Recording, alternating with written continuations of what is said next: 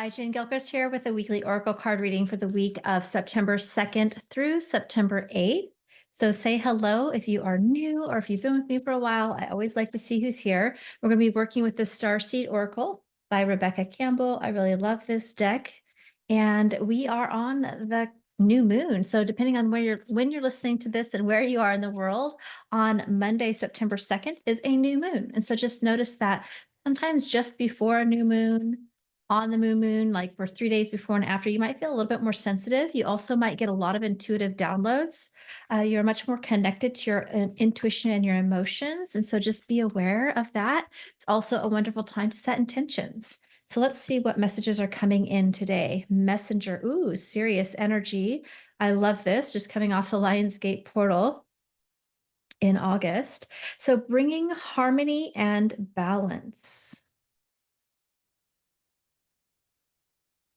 I am watching, like what I'm noticing in this card today is this balance of self, right? A balance of your masculine and your feminine aspects, and a balance of your spiritual and your personality, your human self, right? A balance of heaven and earth, if you will. And so that's what I'm noticing here. I also feel it's called like this is a very powerful validation that you are here for an important message. You are here as a starseed to share messages of bringing balance to humanity, to with your own unique gifts and with your own potentially your own stories, with your own experiences, with your work in some form or fashion. Some of you might even feel called to advocacy of certain things. So each person is going to be different there, but this is talking about as you're bringing yourself in balance within, you're able to really be that messenger of harmony and balance for the world and for the collective at large. Just your energy is actually going to be doing that and being a healing effect for the collective. But then I feel like you're called to be speaking and sharing your truth. The next card says, I remember soul plan, a fated life versus destiny life. And I love this. This is really like, I feel like, you're in a phase of really stepping more fully into your power, into your purpose. If you've already been doing this a while, then it's about really shifting into the next level of visibility, of being seen, of being recognized, of being, visible in some cases. I'm also noticing, and if you're newer on your path, this is a validation as well. It's just that you're remembering your soul plan. Now, what's coming to mind when I read this fated life versus destiny, just because it's written in the stars or your astrology or your human design or in your Akashic records, doesn't mean it's guaranteed to happen, right? We have to choose it. We have free will of choice as human beings. And whether we choose to take action on that or not determines if we're going to fulfill our destiny or not. Things aren't just going to happen because it's possible to happen. We have to be a co-creative, active component and choose that to keep moving forward, just keep stepping forward. Now, you'll always be supported. You do have everything you need. So part of this is remembering, connecting with that higher truth of who you are, your soul's plan, your soul's blueprint, right?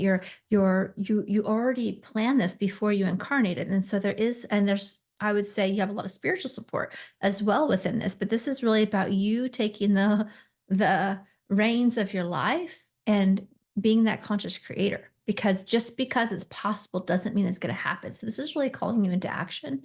So if there's a level of fear that's been holding you back, or a level of self-sabotage, whether it's unconscious or not, it's about doing that deeper inner work to keep moving forward and to keep choosing it day after day. Okay.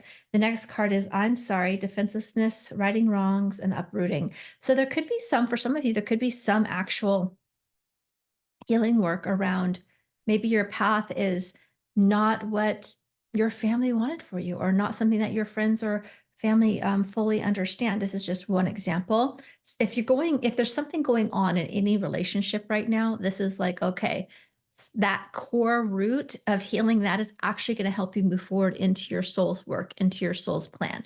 And potentially that could be something that you are just being shown as an opportunity of transformation that is still needed. So if that's the case, clean up, right? Those relationships, whether it's with yourself, sometimes it could be that relationship with who you are, your past, right? Or with other people.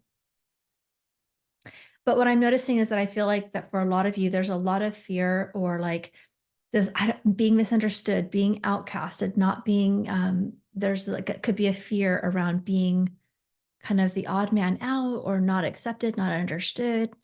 There's that core innate desire to be loved and accepted by your family, by people, by communities, right? And so some of those fears could be holding you back. That could be pointing to, because a lot of times messengers I see have a fear around speaking their truth and sharing their voice and being seen, feeling safe, being seen and heard. And so it feels like whatever's going on, if there is a personal thing going on, it could be leading you to that deeper transformation of those blocks and fears that are holding you back from really stepping into your higher path and purpose that you came here to be.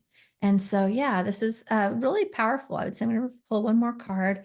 It says, "You got the love, Hadarian energy, codependency, and boundaries." And so, this could be another indicator of some of the first thing I'd say, you got the love. So just reminding yourself that you are loved, you are supported, you are whole and complete within yourself. And you can lean into your spiritual support team for that. But codependency and boundaries comes up as also, could be part of this pattern here. It could be a part of um, what's holding you back, whether it's receiving financially in a way that can support you in going full time in your soul's purpose. We have to get right with money and with being okay with charging for our gifts.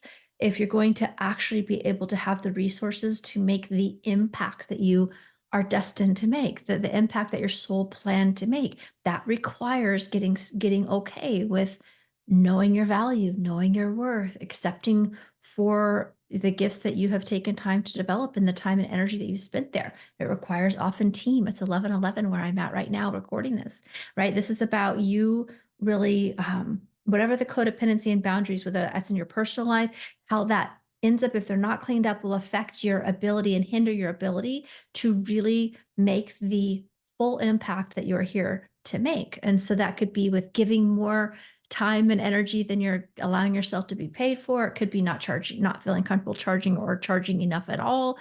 It could be knowing your value so you can really stand in your value.